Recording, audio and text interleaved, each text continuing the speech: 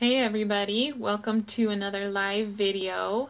So in tonight's video we're going to be discussing sugar and is it harmful and how much is too much. So this is something I've been looking into lately for the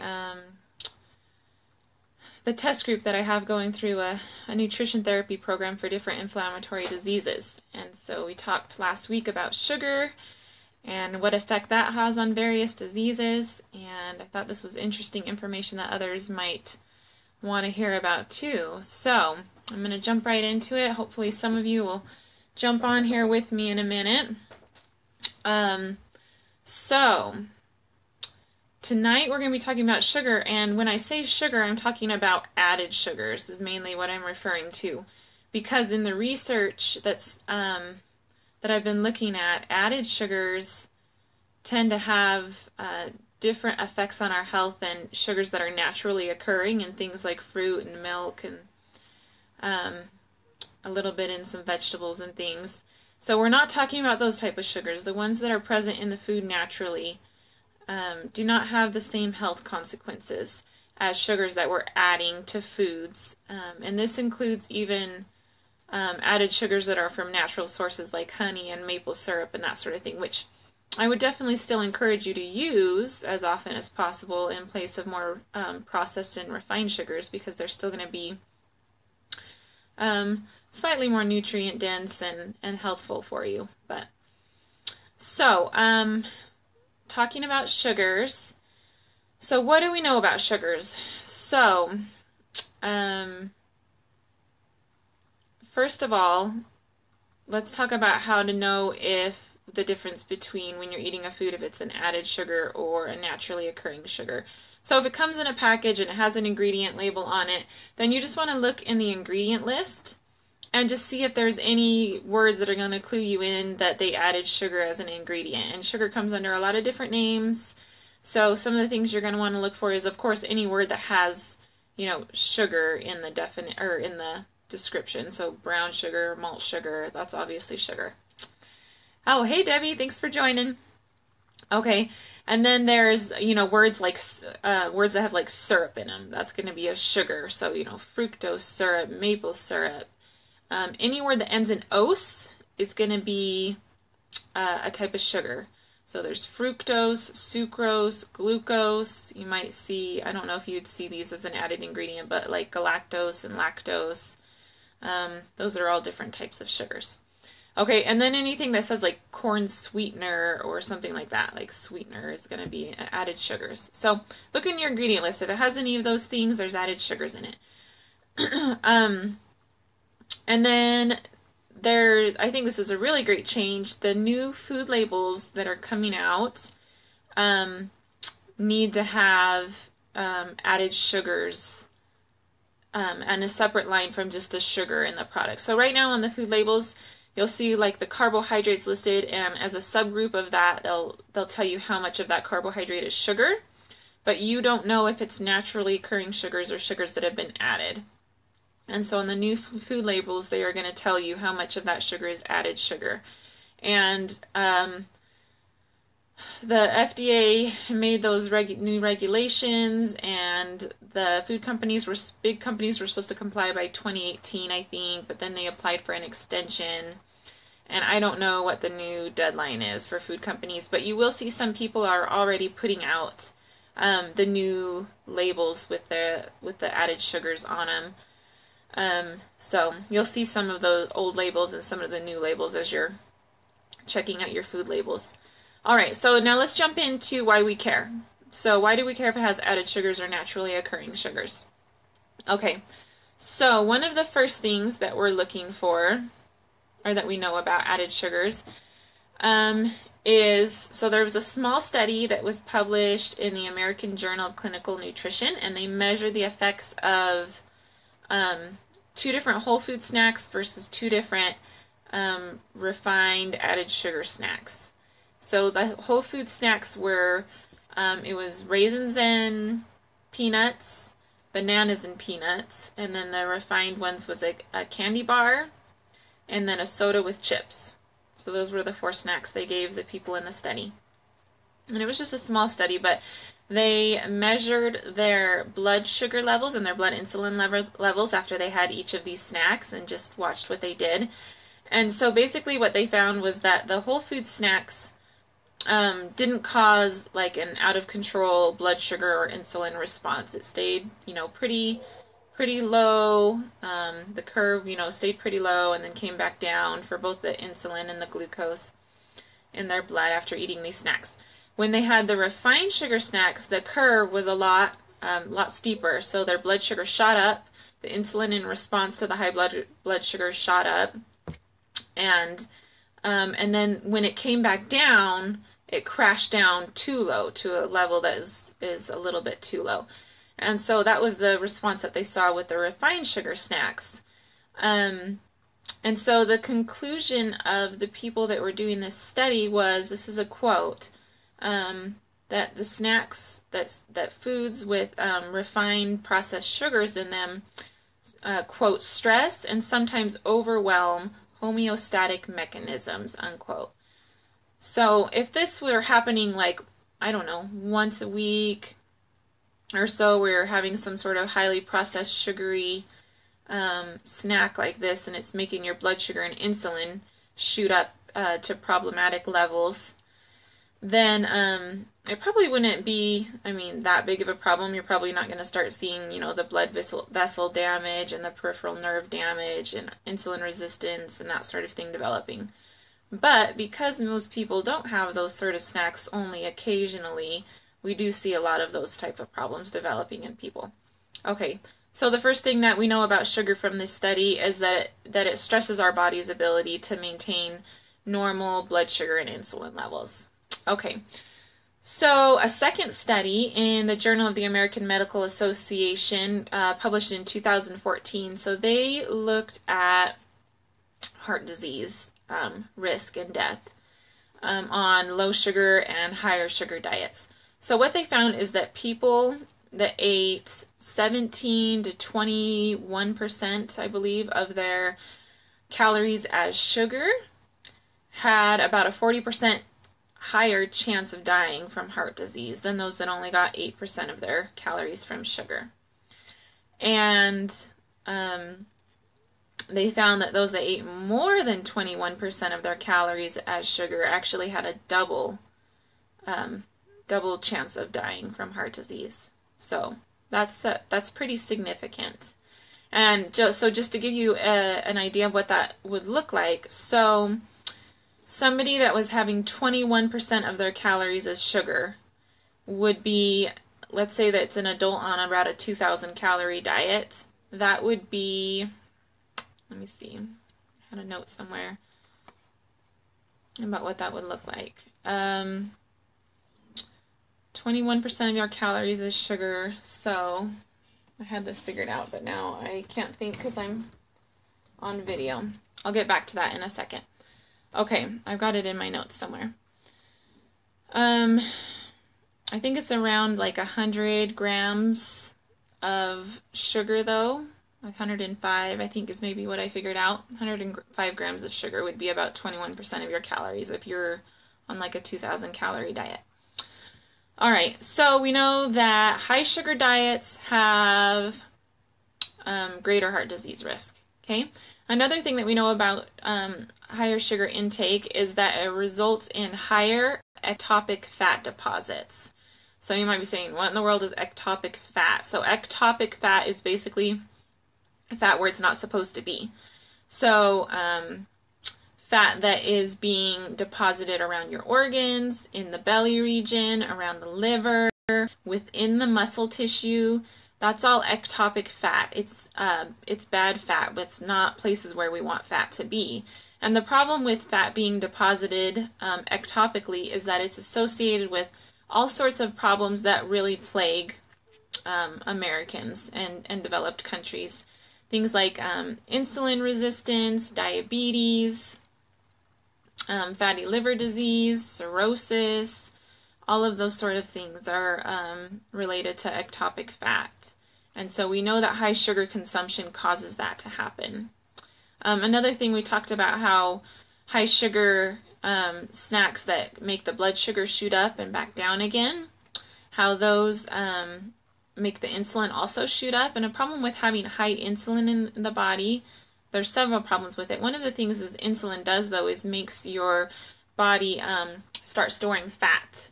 And so that's one of the things that's contributing to the ectopic fat that we're talking about. It also makes your body insulin resistant, and that's kind of the underlying problem in type 2 diabetes.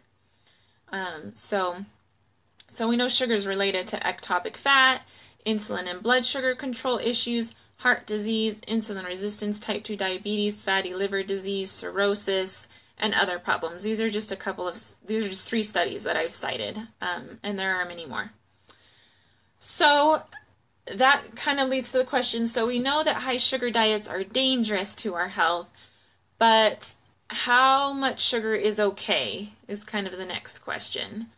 So there's 2 different recommendations that you could go by. So the first is if you look at the 2015 Dietary Guidelines for Americans, they recommend that Americans get no more than 10% of their calories as added sugars in their diet.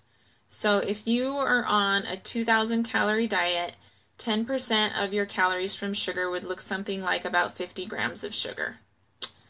Males generally have a little bit higher calorie allowance than 2,000. Some women have a little bit less. If you're trying to lose weight or something, you might be eating fewer calories than that, but right around 50 grams of sugar would be about 10% for most adults. Okay, then there's the American Heart Association guidelines, which are actually stricter. And they recommend that women and children get 25 grams of added sugars daily, and that men get no more than 36 grams. So you don't have to eat that much. That's kind of a maximum that they recommend. And so that kind of leads to the question, how much sugar are most Americans getting right now? And so one of the most recent studies I found on this estimates that most Americans are getting on average about 92 grams of sugar a day. So remember, the recommendations are 50 grams for the dietary guidelines, or 25 and 36 grams for the American Heart Association. And so most adults are getting an average of 92 grams. If you're somebody that drinks a lot of like soda or other sugary drinks, or has a habit of snacking on like candies and things, then your levels might be above and beyond that. So 92 grams a day on a 2,000 calorie diet, that's about 18% of your calories is sugar, which is in that range that puts you about 40% higher for heart disease risk and a lot of other risks too.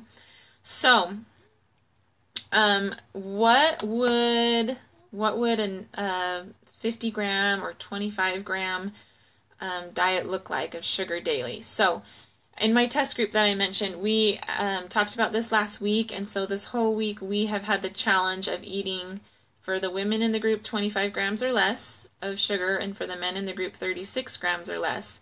And so I have been counting, and it's been really eye-opening because I've never paid a whole lot of attention to exactly how much sugar I'm getting in my diet. So look how easy this is to either make it lower or higher. So these are two different typical days for me. So on menu 1, that would be typical for me, is I might have 3 pancakes for breakfast, 3, healthy whole wheat pancakes. The recipe I use calls for like a tablespoon of sugar, and I just omit that. So the pancake itself doesn't have any added sugars. But then we measured the other morning when we were having our pancakes, and we used almost a 1/4 cup of syrup on 3 pancakes. So that comes out to about 50 grams of sugar in about a 1/4 cup of syrup. So, and then you have it with, scrambled eggs or something, and that doesn't have any added sugars in them. Okay, so, but the option I had this morning at breakfast, which is a lot lower sugar option, is I had 3/4 cup of a homemade granola. I could have blueberries and milk with that, and the sugar in the milk doesn't count, natural sugars. The blueberries sugar is natural, that doesn't count. So the granola adds about 9 grams of sugar. So that's a 9-gram sugar breakfast versus a 50-gram sugar breakfast right there. Okay. Then as a snack, I could have either a Laura bar, which is made of fruit and nuts, And if you get the ones that has added chocolate chips, it'll have about 4 grams of sugar, which is what I had today. You can also get several Larabar flavors that have no added sugar, so you'd be 0 for that snack. Or you could get your standard, like little teeny chewy granola bars, and one of those has about 5 grams of sugar. Okay, for lunch, I could have a peanut butter and jelly sandwich with 18 grams of sugar between the little tiny bit in the bread and the jelly. The peanut butter I buy does not have added sugars, but some do. Or I could have a salad with a vinaigrette dressing that has a teeny bit of sugar in it. I'll just call it 1 gram. And a piece of toast with 1 gram. So there you go. There's lunch that only has 2 grams of added sugars in it. Okay, for dinner, most people don't have a lot of sugar at dinner time, but let's say you have meat, vegetables, and a whole wheat roll. So meat and vegetables don't have any added sugars unless you somehow do a sauce or something that has some sugar in it. And then the whole wheat roll, let's say, has like 1 gram of added sugars in it. And then depending on what you put on it, so let's say you put a tablespoon of honey on your roll. Well, there's about 16 grams of carbohydrate right there. Or, I mean, sorry, not carbohydrate. It is carbohydrate, but added sugar. Or you put just like some nice nutrient-rich real butter on there, which has no added sugars in it. So there's kind of 2 different ways you could eat your roll. One adds 16 grams of sugar, one adds 0. So you can either have a dinner with 1 gram of added sugars or a dinner with 16 grams of added sugars. Okay, and then for dessert, since I have been trying to break my sugar addiction because I have a really serious sugar addiction, I've discovered since doing this test group, I've been trying to do like a healthier habit instead of when I have a sweet tooth feeding it with something sweet. Trying to do something like peppermint tea or something like that that doesn't have any added sugar in it. So peppermint tea, that would be 0 because I don't add sugar to my tea. Or you could do like 2 chocolate chip cookies with 12 grams of sugar. So the difference in those 2 menus, the higher sugar menu would have around, let's see, I added this up ahead of time so I would know what the numbers are. Where's my numbers? Oh, 95 grams on the higher menu. And that's a pretty healthy day, really. I don't consider that to be an unhealthy way of eating, but that's like could be a normal day for me. 95 grams of added sugars. So the recommendation is either 25 grams or on the higher end 50 grams. So I've almost doubled the higher recommendation in that day. Okay, and then the second day I gave you, which was a totally like tasty way of eating, I wouldn't have felt deprived or anything eating that way, was only 16 grams of added sugar. So you can tell just by making a couple of easy swaps, it's a lot easier to get less added sugars in your diet and to lower your risk of a lot of different serious diseases substantially by a couple of easy swaps like that.